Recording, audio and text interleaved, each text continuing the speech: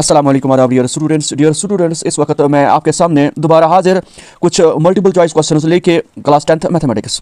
इससे पहले एक वीडियो मैंने बनाया था रिगार्डिंग एमसीक्यूज, उसमें मैंने शायद सर्कल तक मैंने वो कंप्लीट किया था। अब सर्कल के आगे कुछ और क्वेश्चंस, ठीक है, लगभग 30 क्वेश्चंस हैं, ठीक है। तो पहला क्वेश्चन यहाँ पर है area of circle with radius 2 centimetre, ठीक है। ये इसका आंसर कौन सा होगा, ठीक है।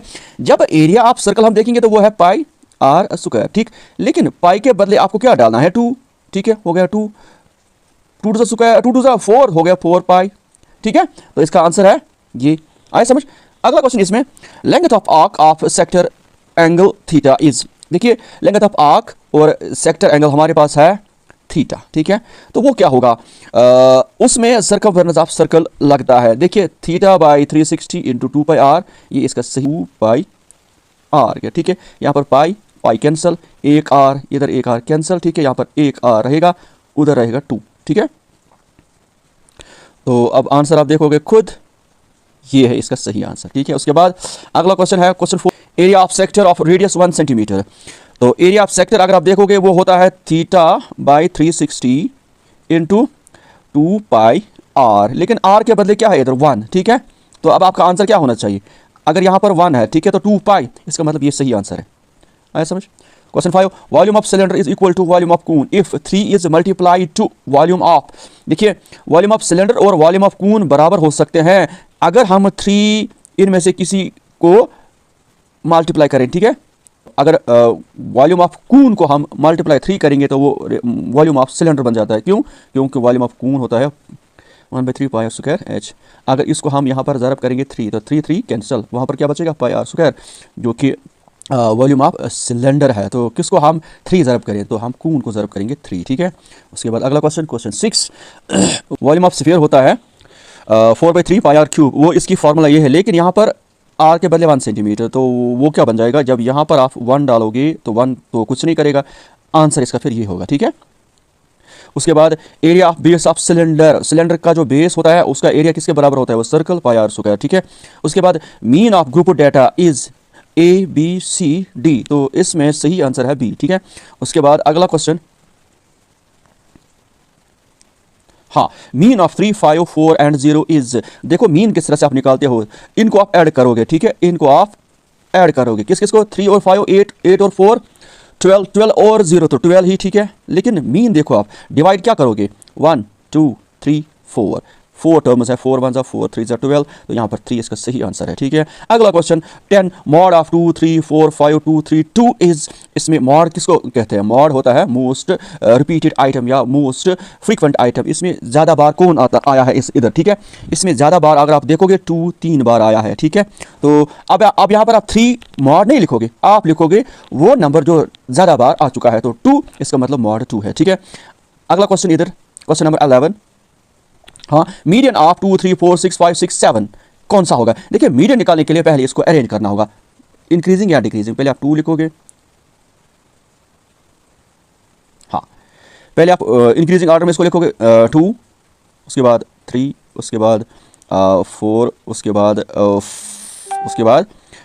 5, उसके बाद 6 2 बार, ठीक है। उसके बाद 7, उसके बाद 7 1 2 3 4 5 6 7 1 2 3 4 5 6 7, तो अगर आप बीच में देखोगे, क्योंकि मीडियन होता है मोस्ट मिडिल वैल्यू, तो वो रहता है 3 इधर 3 उधर, तो बीच का वैल्यू है 5, तो इसका आंसर ये है, ठीक है। अगला question, question number 12, question 12 is, हाँ, mid point of class interval 3-4 is, इसका मिड पॉइंट कौन होगा, तो मिड पॉइंट निकालने के लिए इन दो को ऐड करना होगा, आप 3 + 4 हो गया 7, डिवाइड करोगे 2 से, ये आएगा 3.5, तो आंसर है बी, ठीक है। उसके बाद अगला क्वेश्चन, हाँ, अगला क्वेश्चन, मीडियन ऑफ 2 3 4 1 0 2 इज, देखिए इसमें मीडियन क्या होगा, पहले आप अरेंज करोगे तो सबसे छोटा इधर 0, उसके बाद 1, उसके बाद 2, उसके बाद और एक 2, ठीक है। उसके बाद 3, उसके बाद 4, कितने आ गए, 6 1 2 3 4 5 6 आ गए ना 6।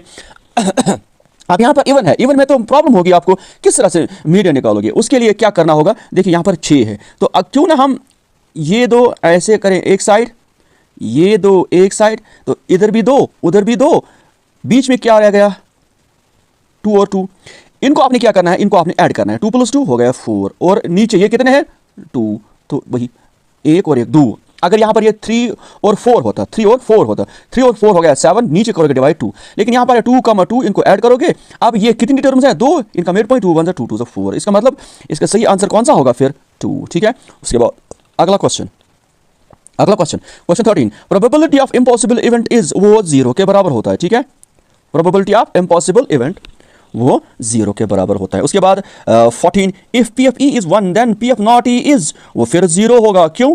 पी एफ ई और पी एफ नॉट ई इन दो का सम 1 के बराबर। ठीक है, टोटल प्रोबेबिलिटी 1 होता है। जब पी एफ ई 1 है तो दूसरा बिल्कुल फिर 0 होगा। ठीक है, उसके बाद प्रोबेबल लिखेंगे। ठीक है, देखिए क्वेश्चन क्या है। Question 15, probability of 7 when a die is drawn, उस टाइम 7 की प्रोबेबिलिटी क्या होगी? देखो डाई में 7 साइड नहीं होता तो उसकी फिर प्रोबेबिलिटी 0 होगी, क्योंकि वो नहीं आएगा ही नहीं। ठीक है, तो यहां पर आप लिखोगे ये ना टॉसर, इसके बदले आप ड्रॉन लिखोगे। ठीक है, अगला क्वेश्चन है ये, the probability of sure event is किसके बराबर? 1 के बराबर। ठीक है, 1 के बराबर। उसके बाद प्रोबेबिलिटी लाइज बिटवीन 0 और 1। उसके बाद the point -3 -2 lies in which quadrant. देखो इन -3 और -2 दोनों माइनस है, तो माइनस किस में दोनों होते हैं? वो देखो क्या होता है, जब आप ये बनाते हो ना तो ये वाला दोनों प्लस होते हैं। यहाँ पर क्या होता है, इसमें x माइनस होता है, वो y प्लस होता है। ठीक है, ठीक है, उसके बाद यहाँ पर क्या होता है, दोनों माइनस, क्या होते हैं? दोनों माइनस। यहाँ पर होता है प्लस, पहला x, y होता है माइनस, तो दोनों किस में है? थर्ड क्वाड्रेंट में। ठीक है, इसके बाद अगला क्वेश्चन है question number 20, the numbers which are non terminating and non repeating, वो इरेशनल नंबर्स होते हैं। From a pack of 52 cards the probability of getting a diamond. देखिए 52 कार्ड्स में डायमंड देखना है, डायमंड 13 होते हैं। ठीक है, जब आप प्रोबेबिलिटी निकालोगे डायमंड की तो डायमंड ऊपर, टोटल नीचे। ठीक है, 13 1 जा 13 4 जा, तो 1/4 इसका सही आंसर है। ठीक है, अगला क्वेश्चन, हाँ, what is the probability of a king of diamond. देखो किंग ऑफ डायमंड कितने हैं टोटल? 13। सिर्फ मैंने ये नहीं कहा कि 52 पैक ऑफ 52 कार्ड्स, मैंने कहा डायमंड से किंग की प्रोबेबिलिटी क्या है? डायमंड 13 होते हैं टोटल और किंग 1 होता है, तो 1/13 इसका सही आंसर है। उसके बाद roots are not real if, roots real नहीं होते हैं जब d लेस देन 0 होता है। ठीक है, HCF ऑफ 2 और मोर प्राइम नंबर्स, 2 या 2 से ज़्यादा प्राइम नंबर्स अगर हमारे पास होते हैं, जैसे 2 3 5 7, इनके दरमियान का HCF क्या होता है? वो हमेशा 1 होता है। ठीक है, उसके बाद अगला क्वेश्चन, हाँ अगला question, 1 - tan square is equal to sec square, cosec square, cot square, none. देखो यहाँ पर माइनस है, इसका ख्याल आप रखोगे, जबकि फॉर्मूला है 1 + tan स्क्वायर, तो इसका मतलब नन। ठीक है, उसके बाद 26, the value of x from x square -1 is. देखो अगर ये कंडीशन है तो x square -1 = 0, x square = 1, x = ±1, क्योंकि यहाँ पर रूट चलता है तो स्क्वायर और रूट कैंसिल होता है, लेकिन ये क्वाड्रेटिक है, इसमें प्लस माइनस आते हैं, तो इसका मतलब ये इसका सही आंसर है। ठीक है, उसके बाद अगला क्वेश्चन यहाँ पर, हाँ 2x, ये वाला 27, 2x square + 1 = 2x square + x is a quadratic equation. क्या ये क्वाड्रेटिक है? ये क्वाड्रेटिक नहीं है, आपको लग रहा है ये क्वाड्रेटिक है, लेकिन जो ये 2 है ना 2x स्क्वायर, इसको ट्रांसफर करो इधर, यहाँ पर माइनस बनेगा, 2 स्क्वायर x खत्म, तो इसका मतलब ये अब नहीं है, तो ये फॉल्स है। ठीक है, उसके बाद 28, द पॉइंट 0, नहीं है, the point 0, is dash dash, the point 0, is dash dash, ये असल में y एक्सीस होता है।